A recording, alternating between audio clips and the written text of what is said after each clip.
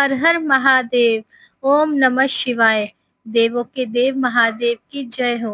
सावन का महीना शिव भक्तों के लिए बहुत ही खास होता है और पूरे साल सावन मास का इंतजार हर एक शिव भक्त को होता है। सभी शिव भक्त, सुहागन महिला और कुंवारी कन्याएं पूरे सावन सावन मास में बड़े ही श्रद्धा भाव से भोलेनाथ की पूजा करती हैं। तो प्रतिदिन पूरे सावन मास में भोलेनाथ की सबसे सरल पूजा विधि आज की इस वीडियो में मैं आप सभी के लिए लेकर आई हूँ। साथ ही जानेंगे पार्थिव शिवलिंग का विसर्जन कैसे करें, पार्थिव शिवलिंग का निर्माण कैसे करें, क्या प्रतिदिन शिवलिंग का निर्माण और प्रतिदिन विसर्जन करना अनिवार्य होता है, साथ ही प्रतिदिन पार्थिव शिवलिंग के लिए पूजा सामग्री क्या लेनी चाहिए। सरल और संपूर्ण सामग्री के साथ आज के इस वीडियो को लेकर मैं आई हूँ। तो आपसे निवेदन है कि वीडियो को एक प्यारा सा लाइक करें, तो वीडियो को अंत तक जरूर देखिएगा।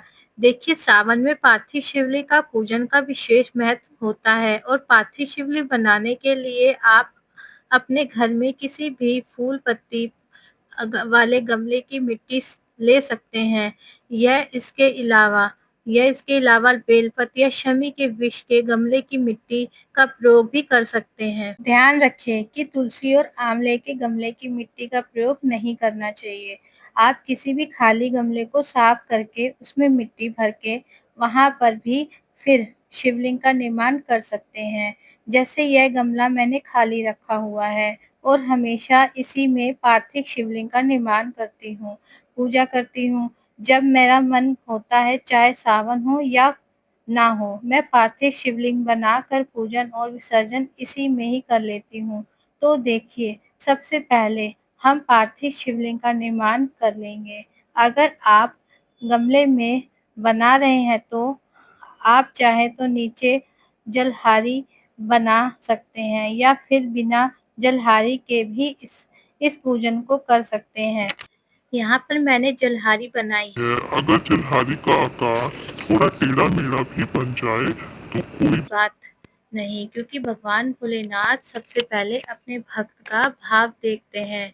तो अगर आपके पास समय की कमी है तो केवल पिंडी के रूप में आकार भी भगवान भोलेनाथ का आप पूजन कर सकते हैं। बस खुश होकर पूजा कीजिए। भोलेनाथ सावन में बहुत ज्यादा प्रसन्न मुद्रा में होते हैं, तो केवल एक लोटा जल से ही प्रसन्न होकर वह हमारी सारी मनोकामना पूर्ण करते हैं। अगर आप बाहर कहीं मंदिर में पूजा करने के लिए नहीं जा सकते तो प्रतिदिन इसे इस तरीके से पार्थिव शिवलिंग का निर्माण कर पूजन जरूर कीजिए। और देखिए, पार्थिव शिवलिंग का निर्माण हमेशा दोनों हाथों की हथेलियों को स्पर्श देकर करना चाहिए। शास्त्र कहते हैं कि हाथों में मिट्टी का स्पर्श करने से हमारी हथेलियों की नकारात्मक रेखा शांत होती है और शुभ रेखाएं प्रबल होती हैं। अगर शिवलिंग बनाने और पूजन शुरू करने में 5 या 10 मिनट की देरी हो तो निर्माण के तुरंत बाद शिवलिंग के ऊपर 2 या 4 चावल के दाने अवश्य रख दें और उसके बाद फिर आप कभी भी पूजा कर सकते हैं। तो देखिए, हमने पूजा की सामग्री में क्या-क्या लिया है। 1 लोटा स्वच्छ जल में गंगा जल मिलाकर हमने यहाँ पर रखा है।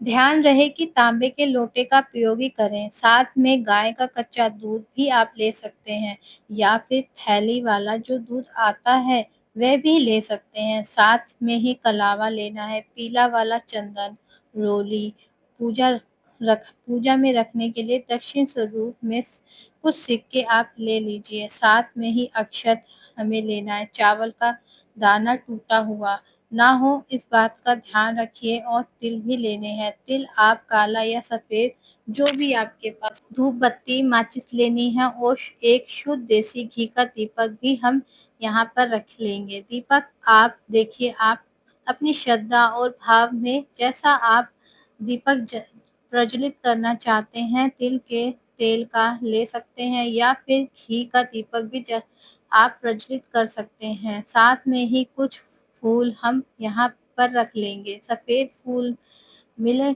जाए तो बहुत ही अच्छा है, ना मिले तो जो भी फूल मिल जाए वह भी ले सकते हैं। भोले बाबा की पूजा में बेलपत्री का विशेष महत्व होता है और सावन में यह आसानी से मिल भी जाती है, तो बेलपत्री आप जरूर चढ़ाएं। भोग के लिए कोई भी ऋतु फल आप ले सकते हैं। प्रतिदिन की पूजा में आप चाहें तो अलग अलग भोग समर्पित कर सकते हैं, या मिश्री, बताशे या शक्कर या गुड़, कोई भी भोग आप समर्पित कर सकते हैं। तो फल भी भोग दोनों चीजें हमने यहाँ रख लेते हैं। साथ ही में अगर शिव चालीसा की पुस्तक हो तो वह भी रख लीजिए। पढ़ने के लिए ना हो तो कोई बात नहीं, ओम नमः शिवाय या फिर हर हर महादेव। तो देखिए, सबसे पहले अक्षत का आसन देकर एक दीपक रखकर हम यहाँ पर प्रज्वलित कर देंगे। अक्षत या फिर आप तिल का आसन भी दे सकते हैं, फूलों का आसन भी आप दे सकते हैं। और हम अब हम सबसे पहले महादेव अभिषेक करेंगे ओम नमः शिवाय का जाप करते हुए। तो सबसे पहले हम इस तरीके से जलहारी के चारों तरफ से जल चढ़ाएंगे, क्योंकि शिवलिंग में पूरा शिव परिवार, गणेश जी, कार्तिक जी, माता अशोक सुंदरी, माता पार्वती और नंदी जी विराजमान होते हैं। तो इस प्रकार से हमने जल से अभिषेक कर दिया, और इसके बाद हम दूध से अभिषेक करेंगे। आप चाहें तो पंचामृत से भी अभिषेक कर सकते हैं। और एक बार फिर से हम जल चढ़ाएंगे, क्योंकि भोलेनाथ की पूजा में 3 बार अभिषेक किया जाता है। और वस्त्र के स्वरूप में बड़े ही प्रेम पूर्वक हम कलावा समर्पित करेंगे, और हम भोलेनाथ बाबा श्रृंगार करेंगे। इस प्रकार से चंदन से त्रिपुंड का तिलक हम यहाँ पर बनाएंगे। तो बिल्कुल ही हल्के हाथों से बड़े ही प्रेम पूर्वक हम यहाँ पर तिलक लगाएंगे, क्योंकि मिट्टी गीली होती है, इसलिए बहुत ही आराम से तिलक लगाएं। जलहारी पर लाल और पीले चंदन से सुंदर सजावट कर लेंगे, और हम अब अक्षत समर्पित करेंगे। साथ ही में तिल भी हम यहाँ पे समर्पित कर देंगे। इसके बाद हम बेलपत्र समर्पित करेंगे। तो आप चाहें तो रोली चंदन में बेलपत्र पर तिलक लगाकर अपनी मनोकामना का ध्यान करते हुए ओम नमः शिवाय बोलते हुए यहाँ पर बेलपत्री समर्पित कर लें। आपके पास जो भी कुछ हो, उससे भगवान भोलेनाथ का सुंदर श्रृंगार करें। अगर कभी भी फू, फूल या बेलपत्र ना मिले तो मन छोटा बिल्कुल मत कीजिए।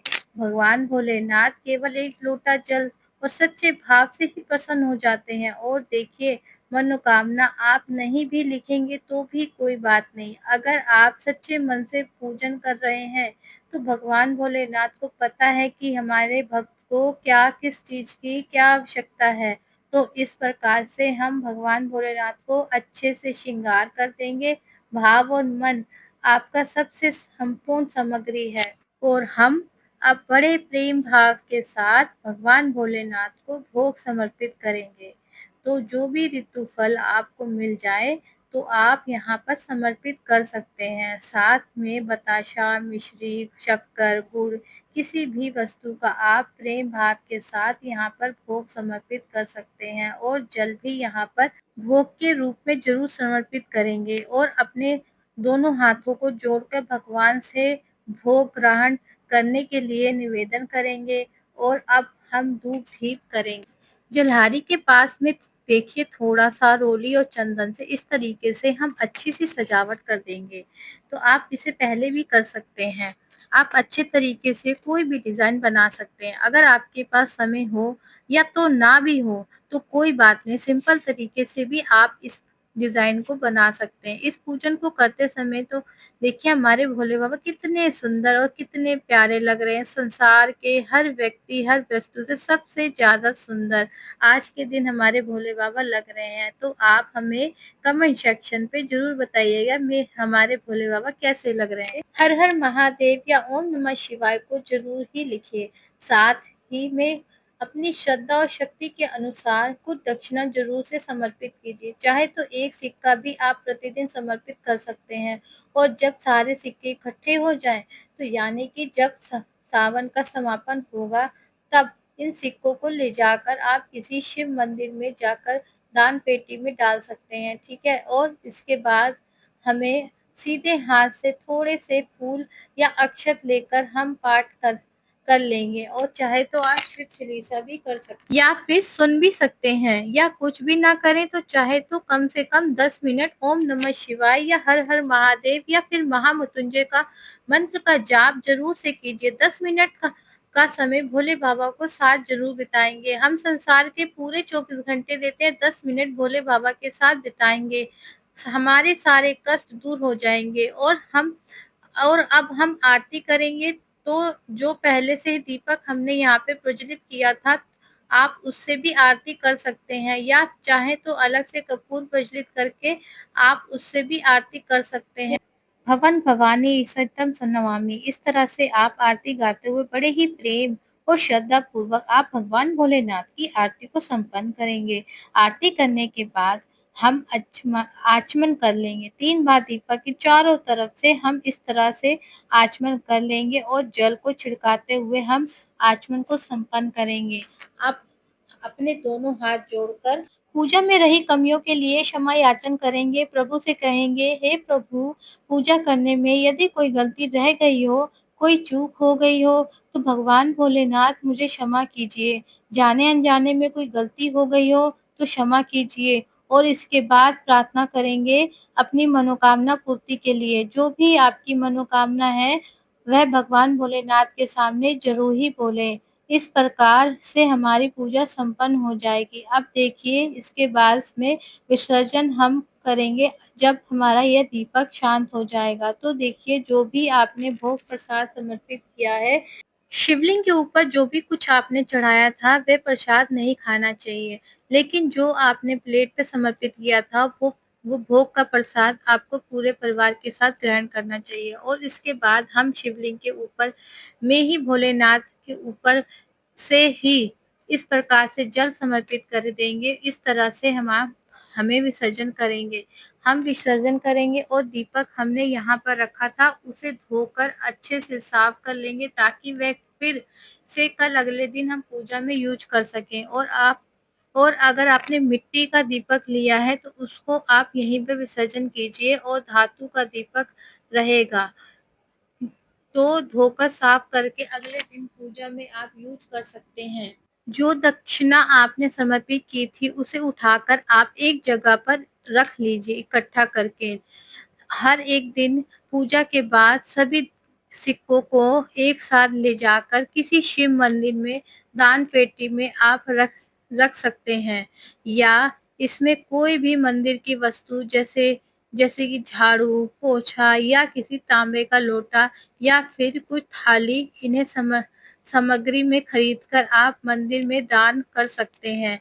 तो यह पार्थिव शिवलिंग की सबसे सरल पूजा विधि। वीडियो अगर थोड़ा सा भी पसंद आए तो वीडियो को लाइक करके कमेंट सेक्शन में आप जरूर बताइएगा, क्योंकि आपका एक छोटा सा कमेंट हमारी एक मेहनत को सफल बना सकता है। और सावन के महीने में हरी चूड़ी आपको कब पहननी चाहिए, यह वीडियो भी आपको मेरे चैनल पे मिल जाएगा। मेरी आवाज़ अगर पहली बार सुन रहे हो तो मेरे चैनल जय श्री श्याम को सब्सक्राइब कर लीजिएगा, और साथ ही में पास वाले बेल आइकन को दबा दीजिएगा, और ताकि सभी तीज त्योहारों से जुड़ी हुई शुभ मुहूर्त, पूजा विधियां, निजी जीवन से जुड़ी समस्याओं के समाधान और राशिफल समय से पहले ही नोटिफिकेशन के माध्यम से आप सभी को मिल सके।